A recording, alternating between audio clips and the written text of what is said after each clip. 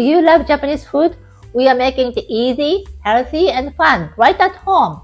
I'm Yoshiko from Tokyo Flavors, New York Style, and with my partner Ian, Konnichiwa.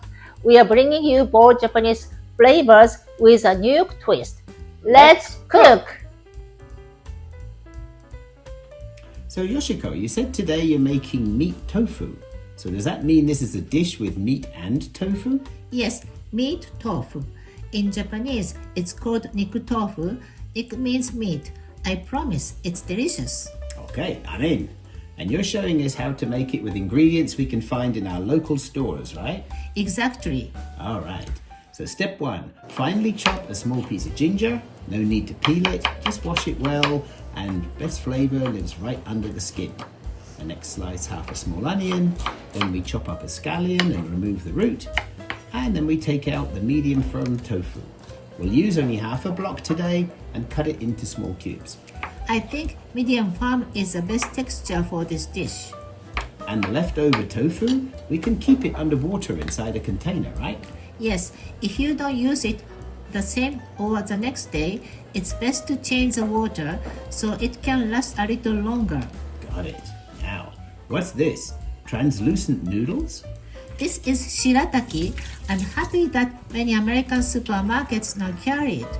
The package says noodles, but in Japan, we don't really treat Shirataki as noodles. Today, I will show you one of the authentic ways we use Shirataki in Japan. So first, drain them in a colander and then boil for 5 minutes, and then we drain again. Right, they are quite long, so put them in a cutting board and cut them into shorter lengths. That means they are easier to eat. Good idea. Otherwise, I might just keep slurping the noodles and forget the beef. So now, we heat up a small pot, add a little vegetable oil and toss in the chopped ginger. Stir fry it for a bit and then add the onion. Keep stirring onions until they turn translucent. And next, we add the thinly sliced beef and stir until it's about halfway cooked. If you can find beef with a little fat, that tastes much better than very lean beef. Okay, that's a good tip.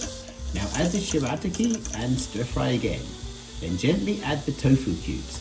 Be gentle, it's tofu and needs careful handling, like our Tokyo Flavors chef. I don't think I heard that.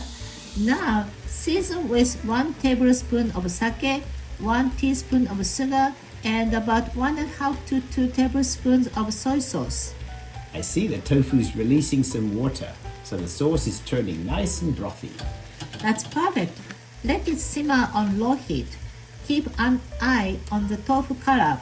We want it to absorb the sauce. If it looks too pale, add a little more sake, sugar, and soy sauce. So simmer until most of the sauce is gone, but leave just a little bit in the bottom. That is umami gold. Our kitchen smells like a cozy Tokyo izakaya right now. Now place the beef and tofu separately into a bowl and sprinkle over the chopped scallions and the shichimi, which is a Japanese chili pepper powder. That gives it a gentle spicy kick. Aha! Looks gorgeous, smells delicious. Let's eat before the tofu cools off. Itadakimasu!